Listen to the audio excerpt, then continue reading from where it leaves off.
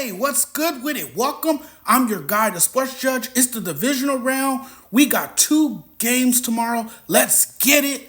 Texans at Chiefs. I'm not going to bet against Patrick Mahomes in the playoffs, and I'm not going to pick against Patrick Mahomes in the playoffs. Almost every metric has the Chiefs winning and or should win. It's going to be like what we've seen all year. Another close, tense, nail-biting, grinded-out victory. The Chiefs have been begging to get beat. But when you have number 15 as your quarterback, it helps. They've been asking for it. But every time they find a way to beat you. I think of the regular season. And you saw during the regular season, they looked beatable and vulnerable. That doesn't matter. What they did in the regular season is done. It's what they can do in the postseason. We're looking at a heavyweight fight poster. I don't expect an offensive explosion from the Chiefs because I don't think they'll need it. They'll do what they need to do to win. And there are some people counting them out already, picking Houston to beat them. I think the Chiefs win comfortably by 10 or 14. I think we need to look at the game last weekend between the Chargers and Texans and ask ourselves, did that game say more about Houston or LA? I think it said more about how the Chargers were overrated. This is going to be a walk in the park for the Chiefs. If I'm Kansas City, I feel very good about this.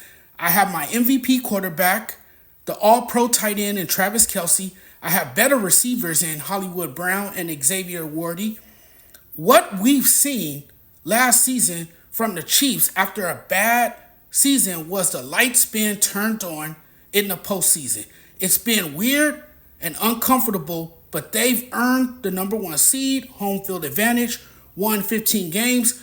You can call it luck, but the Chiefs are a good team, and they find ways to win week in and week out. There's a heightened level of competitiveness that comes with it when something's on the line. And you have the world against you. Not everyone is rooting for you. They're rooting for you to lose. They're going to go for it.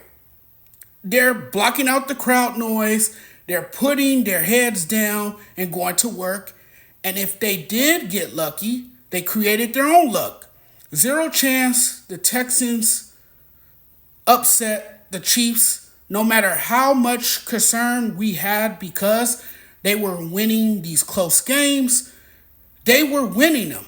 And what they've seen was Patrick Mahomes and Andy Reid and this defense step up in big moments. You have the Houston Texans coming to Arrowhead with a banged up Joe Mixon.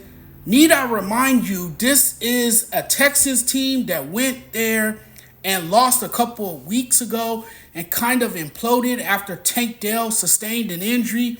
A Texans team with a second-year quarterback, C.J. Stroud, who hasn't enjoyed the same success as his sensational rookie campaign. The main culprit has been the offensive line that has led to free rushers and a speed-up quarterback against a blitzing and zone blitzing defense, which C.J. Stroud is 34th when facing.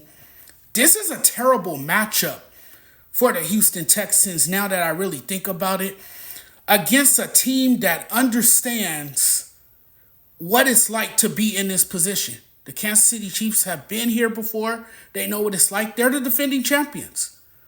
They're the defending champions in pursuit of their third straight and would become the first team to ever three-peat. And again, they don't care how they win games. It can be ugly. It can be pretty. It could be good or bad. A win is a win, and Andy Reid will have them ready. The Chiefs can really turn it on in the playoffs. We always see that. The NFL isn't ready to see a Chiefs team on 20 plus days rest. Everybody will be feeling fresh, healthy. You will have a rejuvenated Travis Kelce. Hollywood Brown will be rejuvenated, ready to go. And Patrick Mahomes, man, he always shows up in the playoffs and has big moments in the playoffs. We've seen him deliver time and again in the playoffs.